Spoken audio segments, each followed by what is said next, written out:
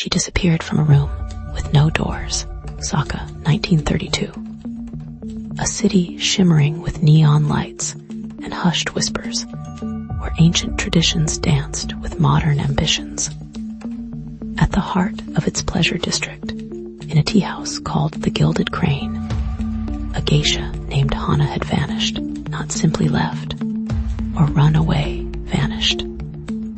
The Gilded Crane wasn't just any establishment.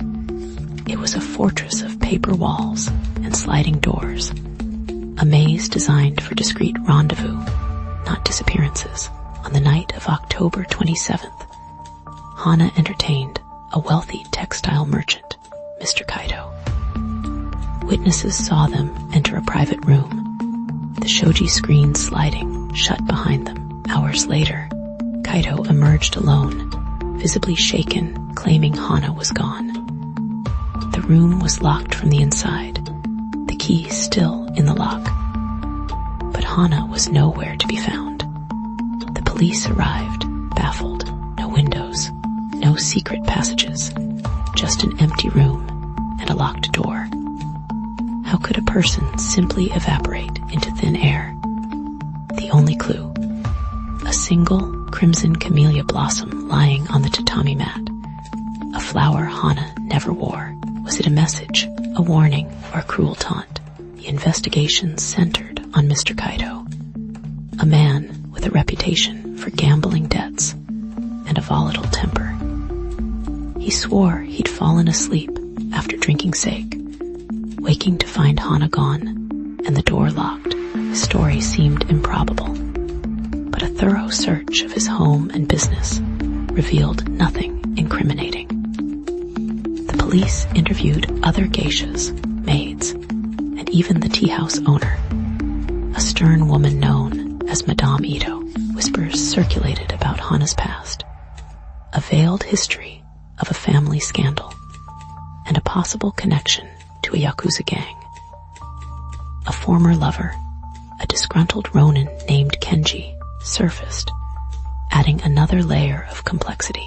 He claimed Hana had confided in him about a dangerous secret she possessed, something that could ruin powerful men. Kenji, however, had a solid alibi, placing him miles away that night. The search widened, encompassing Osaka's underworld and the glittering world of high society. But with each passing day, Hana's disappearance became more perplexing, the mystery deepening like the ink in a calligrapher's brush. Why was everyone seemingly hiding something? Then came the bombshell. A hidden compartment was discovered behind a seemingly innocuous painting in Hana's room. Inside, they found a meticulously detailed ledger filled with names, dates, and sums of money. The ledger revealed a clandestine network of bribery and corruption, implicating prominent politicians, businessmen, and even police officials. Hana, it seemed, was not just a geisha, but a collector of secrets, a silent observer who had been documenting the illicit dealings of Osaka's elite. The implications were staggering. Hana's disappearance now took on a far more sinister dimension. Had she been silenced to protect these powerful figures? The investigation took a sharp turn, focusing on those whose names appeared in the ledger. But with each new lead, the police encountered roadblocks, witnesses suddenly unavailable, evidence disappearing.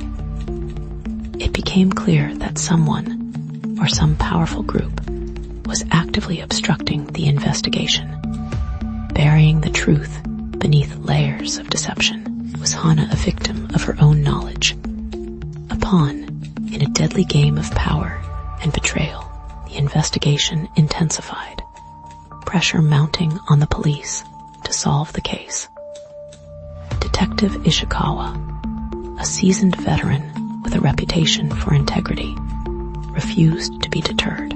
He began to suspect Madame Ito, the tea house owner, a woman who seemed to know more than she revealed.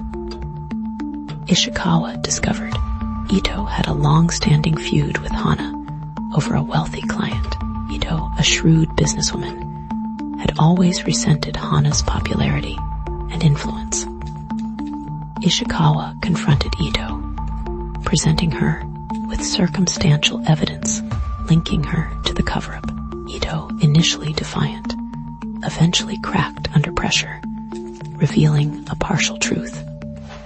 She admitted to knowing about the ledger and helping Hana hide it, but denied any involvement in her disappearance. However, she hinted at a crucial piece of information. Hana had been planning to leave Osaka, to disappear and start a new life elsewhere. But why leave behind everything she had built, and who would help her vanish so completely?